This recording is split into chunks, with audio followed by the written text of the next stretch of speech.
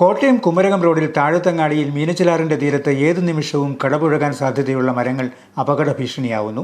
ബുധനാഴ്ച വൈകിട്ടുണ്ടായ കനത്ത മഴയിലും കാറ്റിലും ആറ്റുതീരത്തെ മാവ് കടപുഴകി ആറ്റിലേക്ക് വീണിരുന്നു.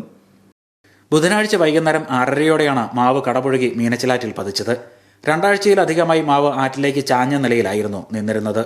ഈ ഭാഗത്ത് ആറിന്റെ തീരത്ത് വിള്ളൽ വീണിരുന്നു. മരം ഏതു സമയവും നിലംപൊത്തിയേക്കാമെന്ന് മാധ്യമങ്ങളിൽ വാർത്തയും വന്നിരുന്നു.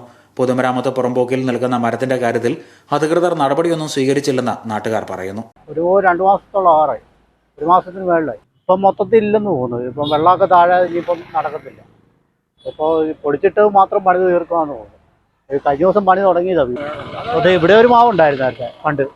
ആ മാവും ശരിവണ്ണം അറിയുന്നുണ്ട്. ഇപ്പം ഇവിടെ ഒരു മാവ് ഉണ്ടായിരുന്നു, അത് മറിഞ്ഞു വീണ.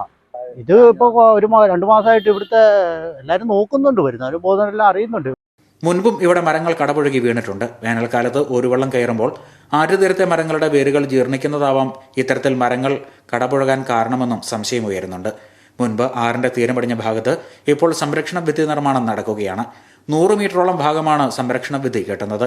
എന്നാൽ അപകടാവസ്ഥയിലുള്ള മരങ്ങൾ മുറിച്ചു മാറ്റിയ ശേഷം സംരക്ഷണ ഭിത്തി പൂർണ്ണമായും പുനർനിർമ്മിക്കണമെന്നും നാട്ടുകാർ ആവശ്യപ്പെടുന്നു.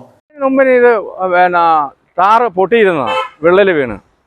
ഇതിന് മുമ്പ് ഈ സൈഡിൽ ഇത് മുഴുവനും വെട്ടിമാറ്റിട്ട് വേണം ഇത് പണി തുടങ്ങാൻ. ഇതിപ്പോൾ അവിടെയും പെടുന്നതാ, ഇതിന് മുമ്പ് അതിന് കെട്ടിയതത് അപ്പുറമൊക്കെ പെടുന്നതാ. ഈ പൊളിഞ്ഞവിടെ മാത്രം ഇത് നേരത്തെ ഈ മരക്കാല് കളഞ്ഞിട്ട് വേണമായിരുന്നു കേട്ടാൽ. മാവ് കടപുഴകി വീണതിനെ തുടർന്ന് തീരമിടിഞ്ഞ ഭാഗം വീപ്പുകളും പ്ലാസ്റ്റിക് വള്ളികളുമെല്ലാം ഉപയോഗിച്ച് മറച്ചിട്ടുണ്ട്. എന്നാൽ ആറ്റിൽ ജലനിരപ്പ് ഉയർന്നു നിൽക്കുന്നതിനാൽ മരം മുറിച്ച് നീക്കാൻ കഴിയാത്ത സ്ഥിതിയാണ്. ഇതുമൂലം തീരം കൂടുതൽ ഇടിയാനും സാധ്യതയുണ്ട്. മരം ചാഞ്ഞപ്പോൾ തന്നെ ശിഖരങ്ങൾ മുറിച്ചു മാറ്റി ഭാരം കുറച്ചിരുന്നെങ്കിൽ മരം കടപുഴകി വീഴില്ലായിരുന്നുവെന്നും നാട്ടുകാർ വ്യക്തമാക്കി. Star vision news, Kottayam.